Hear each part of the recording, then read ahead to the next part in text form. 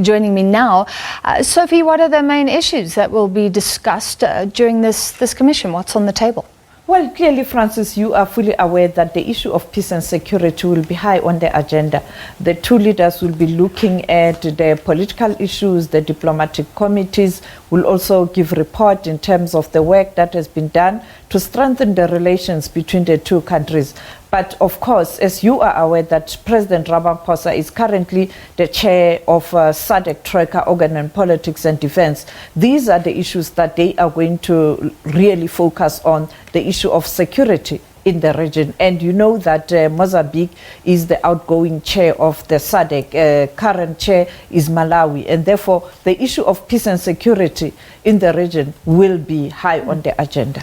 And surely specifically Cabo Delgado, the northern region where SADC was asked to step in. We sent help, but how much progress really are those SADC resources, how much progress are they making in resolving the issues of insurgents? It is a protracted conflict, but it looks like SADC is being able to kind of bring this whole problem to manage it, but you still have those pockets of attacks in that region. We know that recently SADC was able to raise $6 million, all member countries of SADC, to ensure that they give capacity to those soldiers who are deployed there. But secondly, they will also be looking at the continental issues. The continental issues, it is the first time Mozambique is on the agenda of the Peace and Security Council of the AU. Of course, global, as the minister pointed out, the issue of Ukraine. You know that when leaders meet, they always look at the balance of forces globally. And the current challenge of Ukraine, there is just no way they are going to leave that out. Yeah.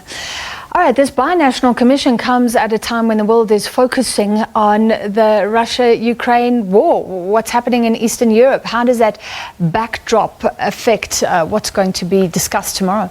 You know that after the President of the United States of America, Joe Biden, announced the sanctions imposed on Russia and also a decision to ban import of oil and gas, you know that the oil, the price of oil went up, and we know that we have a country like Mozambique that is assisting us with oil and also with gas. And I think these are the issues that they are going to discuss, to look at how the region itself can ensure that it has got capacity in times like this. But there's a glimmer of hope, because the two foreign affairs ministers of Ukraine and Russia met, Sergei Lavrov meeting his counterpart in Turkey. And when we saw the report earlier on, the DG of the energy, Atomic Energy Agency, indicated that there's progress in terms of ensuring that there is security around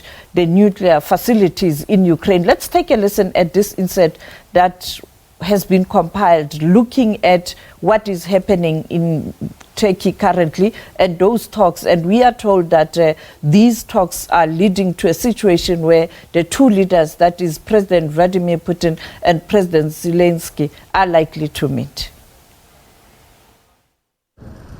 Ukrainian Foreign Minister Dmytro Kuleba said no progress was made on achieving a ceasefire in Ukraine in talks with his Russian counterpart Sergei Lavrov on Thursday. Hosted by Turkey, they were the first high-level talks between the two countries since Moscow invaded its neighbour.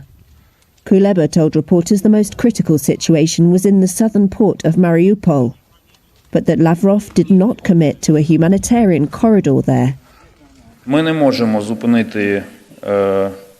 I want to confirm once again that Ukraine did not surrender, is not surrendering, and will not surrender.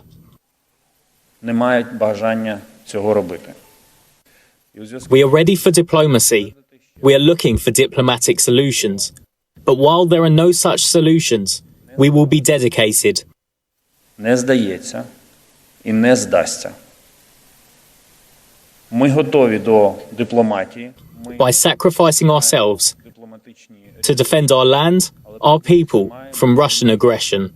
Віддано самовіддано жертвуючи собою, захищати нашу землю, наших людей від російської агресії. В этот раз, я вас уверяю, мы... Lavrov said Moscow wanted what he called a friendly, demilitarized Ukraine and reiterated a Russian demand that Ukraine should adopt neutral status. Сознанием. У нас... Russia has presented proposals to Ukraine and wants a reply, he said. Kuleba said Russia was demanding Ukraine's surrender. Lavrov said President Vladimir Putin would not refuse to meet with his Ukrainian counterpart Volodymyr Zelensky, but the meeting would have to be substantive and focus on specifics. Russia's invasion, which it calls a special military operation, has uprooted more than 2 million people. The United Nations says it's the fastest humanitarian crisis in Europe since World War II. Lavrov said the proper venue for diplomacy should be Belarus, an ally of Moscow that has hosted several rounds of lower-level talks. They have so far yielded only limited progress on opening up humanitarian corridors.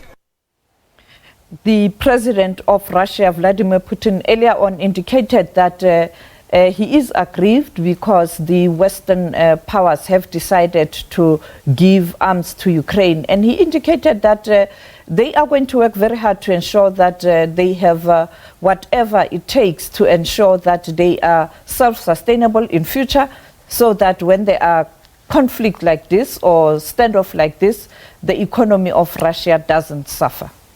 All right, thank you for that update. SABC News' foreign editor Sophie Mokoena.